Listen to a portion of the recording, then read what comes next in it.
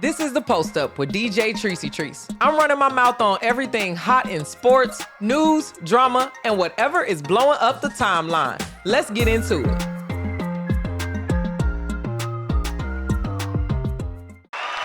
Welcome back to a brand new episode of The Post Up. You already know me. I go by the name of DJ Trice, and I stay posted up right here, running my mouth about sports. We have had a very great sports weekend leading up into the Thanksgiving holiday. Today, I will be talking about Shedeur Sanders' debut. I'll be talking about some of that Ja Morant drama and the WNBA draft results. Let's start today's episode with something that you've heard me talk about here since the last NBA draft, and that is Shedeur Sanders. I was super bummed, for those of y'all that don't know, during the NBA draft to see that the Raiders did not pick up Shedeur Sanders. I felt like they were giving us a lot of different cues that we might. Big thing being Tom Brady as one of his mentors and a minority owner at the Las Vegas Raiders. I thought he was a great pick. We could develop, especially behind Geno. I think Shedeur could have learned a lot from Geno, as well as Las Vegas as a sports market is the perfect place for a Shedeur Sanders, who is going to be primetime big talent. Okay, so throughout the NFL season so far, we have been disappointed with just seeing Shedeur be on the bench. And not that the Browns aren't trying to develop him. I don't have a bunch of different conspiracies around there. I don't think Kevin Stefanski likes him, but I don't think that has as much to do with it. I think that the Browns just are the Browns. They got a lot of different things they're working on, as well as they got a lot of rookies on their team. So I don't think they're trying to hold him down. I do think that it was kind of crazy for them to draft him, sell all them jerseys, and then not let us see him at all. Vegas could have benefited from developing him because week 3, Geno needed to be out.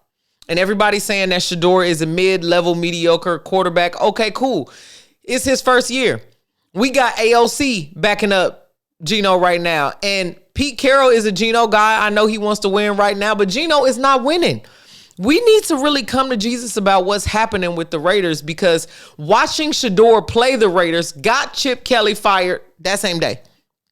It lets us see the promise of what could be better, how we could better utilize things. If the defense is not giving you something, you can go to different ways. It was just a great time to see a young quarterback refreshed and with a positive attitude.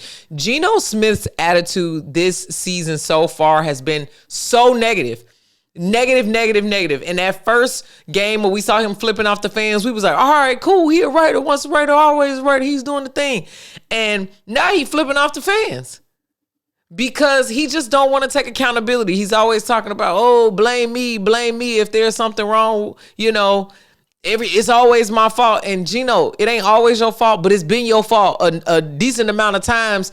And for those times, the fact that you can't even say, dang, that was my fault, is very troubling for Raiders fans, because we watching you take sack after sack after sack, holding on to the ball like it is glued to your hand.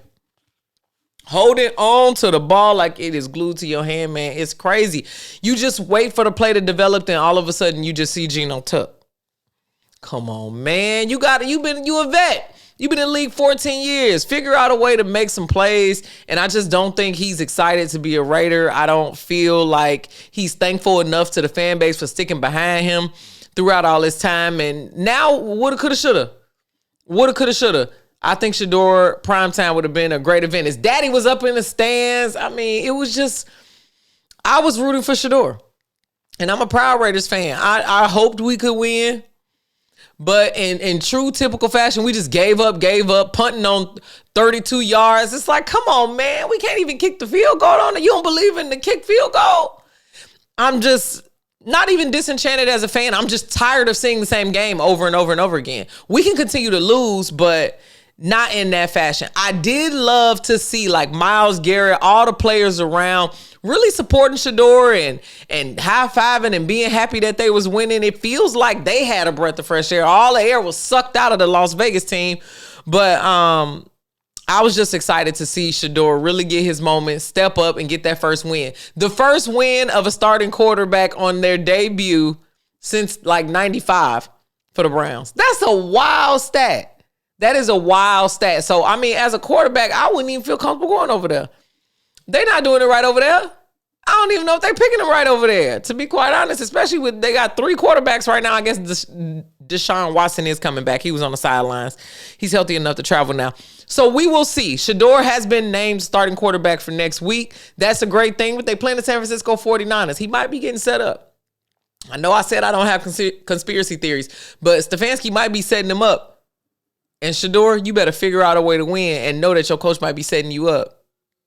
Go above and beyond, young king. He has been doing his thing. So excited to see more Shedeur. I won't wear a Browns jersey, but I'm going to get some Shedeur merch and give me some little perfect timing. As you can see right here, I got a little Coach Prime. Little Prime, you know, doing the thing. All right, let's move on to the WNBA draft. The WNBA Draft Lottery just passed, and the Dallas Wings got the number 1 pick. Back-to-back years. Now, I know a lot of people are like, how did that happen? Well, they were awful last year. Even though they had the number 1 pick, they couldn't really figure it out. They were in a rebuilding phase. They traded away Dejanay Carrington and Nalissa Smith. Nalissa Smith went on to win a championship. Dejanay Carrington went on to be injured. She just had foot surgery, so she's recovering, right?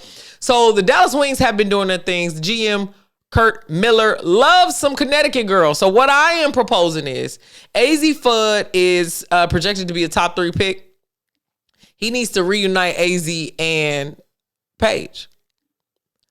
I don't know what that's going to do for basketball. You need to figure out how you're going to do everything, but we need the plot. You want them ticket sales to be sold? You want them jerseys to be sold? Because all the girlfriends out there going to have 1 and 2. Okay? They're going to have Paige jersey. They're going to have AZ Fudd jersey. On together at the game, holding hands. So if y'all like money, want to make money, want to build your fan base, I don't care about the playing of it all. Put them girls back together, because there were so many people who watched them play in Connecticut who want to see them play again here. And I'm not going to lie, it's lesbian drama. That's what we want. We want to see the girls together. We want to see them hoop together. It was even cool when Dejanay and Nalissa was there and Paige was like their little baby rookie. You see how many sales we getting off of that, how much attention we getting off of that. Not to mention, AZ Fudd is a baller. Now, I know Lauren Best is projected right now to be the number 1 pick, but Kurt, you hear what you might have to do. That AZ Fudd, especially if UConn win a championship. If UConn win a championship, it's already going to be AZ and we don't talk about it. But if UCLA pulls it out, like I think that they will, Lauren Best might go first. And Dallas, unless they're going to trade they pick, that'll be insane, because their team is in a place where they need them picks. So we will see what happens there. But it is exciting to see the Dallas Wings. The Minnesota Lynx ended up with a top pick because they traded with Chicago or something like that. Chicago got the number 5 pick. Seattle got a pick, and the Washington Mystics got a pick. Almost everybody is a free agent anyway, and we might be walking into a lockout. So do what you will with this information. I am excited to possibly see AZ and Paige reunited. Let's go on finally to talk about the Ja Morant and Klay Thompson altercation. Evidently, they've been beefing for a long time. I don't know why Ja Morant and Klay Thompson would be beefing in the first place, to be quite honest, and maybe it's got something to do with something I missed. But Klay Thompson's personality is non-confrontational, and you can see that by the way that he dealt with the confrontation with Ja. Ja Morant allegedly called him a bum, and Klay Thompson said he's just been running his mouth on the bench, and that seems to be his theme so far for his career, unfortunately. He's wasting his talent, and we would like to see him playing on the court, which... Okay, all of that is good information, and that was a deep dig. Klay is not even like trash talking back and forth here. He's hitting hard. He's like, hey man, you got your warm-ups on and you talking smack, and I'm in the game. And Ja Morant had his finger in front of Klay Thompson's face. I think what's the tough part right now is the Ja threes are the top shoe, period. I got a pair. I hoop in them. I love them. Every colorway is fire. Nike did they big one with that. I love that Ja is expanding his brand and doing all of that. But other than them shoes, it ain't many other highlights for Ja Morant, except for him getting into it with people, getting into it with his coach, being suspended and coming back from injury. And I think everybody's just tired of it. We want the highlights. We don't want more drama. Ja, we don't want that. We don't want no more arguments. We want to see a Ja Morant that's going to go out there and just get business done, take it out on the court and win. So I think the Grizzlies, I said this in another video and another podcast for those of y'all that's listening to audio, I think the Grizzlies are just tired of it. It becomes laborious when it's like, hey, we looked out for you for 2 years when the NBA was trying to suspend you, and well, they didn't try, they did. They suspended him for all these gun motions and everything. And it's like, you still want to be the tough guy. You still want to be the bad guy. And again, Ja Morant is just Ja Morant, so we should accept that. But dude, be a superstar, ball out. We want to see you on the court. And maybe he's just acting up so he can get out of his contract. That might be a big thing too. But for now, we need to see more from Ja Morant. Let me know your thoughts on the Shedeur Sanders game, the WNBA Draft Lottery pick, and Ja Morant and everything that's just happening in Memphis with him. Until next time, y'all, I will be posted up right here running my mouth about sports. Make sure you follow me on social media at DJ Trice. That's at DJ TRICEY. Until then, I'll be posted up right here running my mouth about sports.